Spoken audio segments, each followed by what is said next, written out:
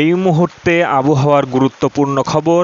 বঙ্গোপসাগরে লঘুচাপ সৃষ্টি এবং বাংলাদেশ সহ ভারতবর্ষের উপর মৌসুমী বায়ুর শক্তিশালী অবস্থানের কারণে এই সকল অঞ্চল, সেই সঙ্গে ভারতের দক্ষিণ পশ্চিম অংশেও ভারী থেকে অতি ভারী বর্ষণ হচ্ছে। এই বিষয়ে আলোচনা করব।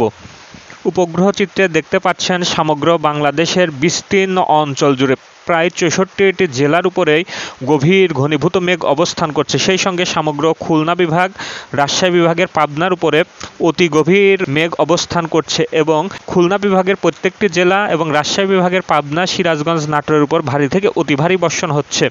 সেই সঙ্গে সারা বাংলাদেশে কোথাও হালকা, কোথাও মাঝারি ধরনের বৃষ্টিপাত হচ্ছে এবং কিছুটা কম বৃষ্টিপাত লক্ষ্য করা যাচ্ছে বাংলাদেশে কক্সবাজার, চট্টগ্রাম এই সকল অঞ্চলে। এবং বঙ্গোপসাগরের বাংলাদেশ উপকূলে গভীর ঘনীভূত মেঘ অবস্থান করছে, যা ধীরে ধীরে বরিশাল এবং খুলনা উপকূল, সুন্দরবন দিয়ে অতিক্রম করার অবস্থায় রয়েছে। সেই সঙ্গে বাংলাদেশ সংলগ্ন পশ্চিমবঙ্গের উপকূল অঞ্চলেও অতি গভীর মেঘ ঘনীভূত হচ্ছে, যা ধীরে ধীরে উত্তর দিকে অগ্রসর হচ্ছে এবং পরবর্তীতে পশ্চিমবঙ্গের শহর কলকাতা, 2 মেদিনীপুর, হাওড়া, হুগলি, বর্ধমান, খড়গপুর, সেই সঙ্গে বাঁকুড়া, আরামবাগ, বর্ধমান, দুর্গাপুর, পুরুলিয়া, কটা, শান্তিপুর, চন্দনগড়, মুর্শিদাবাদ, নদিয়া, মালদহ এই সকল অঞ্চলে ভারী থেকে অতি ভারী বর্ষণ হওয়ার সম্ভাবনা আছে। এবং বাংলাদেশের পূর্ব পাশে ভারতের ত্রিপুরা, মেঘালয়, আসাম, শিলচর, সেই সঙ্গে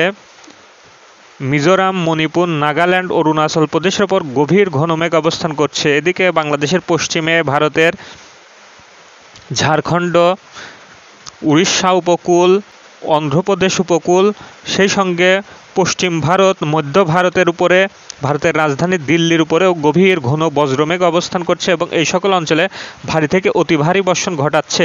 এই বৃষ্টিপাত 27, 28 এবং 29 তারিখে পর্যন্ত তীব্র আকারে থাকতে পারে এবং এই 3 দিনে তীব্র থেকে অতি তীব্র বৃষ্টিপাত হওয়ার সম্ভাবনা আছে। এবং 29 তারিখের পর থেকে বৃষ্টিপাত কিছুটা হ্রাস পেলেও 30 তারিখ পর্যন্ত এই বৃষ্টিপাত চলতে পারে এবং বাংলাদেশের উজানে ভারতের সিকিম, আসাম, মেঘালয়, নেপাল, ভারতের বিহার, ভুটানে ভারী থেকে অতি ভারী বৃষ্টি হওয়ার কারণে বাংলাদেশের রংপুর, ময়মনসিংহ এবং সিলেট অঞ্চলের নদ নদীর পানি বৃদ্ধি পেতে পারে। ফলে এই সকল অঞ্চলে নদীর পানি বৃদ্ধির ফলে কিছুটা জলবদ্ধতা হওয়ার সম্ভাবনা আছে। এই বৃষ্টিপাত 30 তারিখ থেকে বিদায় নিতে পারে এবং পরবর্তী আবার 4 অক্টোবর থেকে নতুন একটি বৃষ্টিবলয় বাংলাদেশ এবং ভারতবর্ষের বিভিন্ন অঞ্চলে আসতে পারে। ফলে সেই সময় আবার কিছুটা বৃষ্টিপাত বৃদ্ধি পাওয়ার সম্ভাবনা আছে।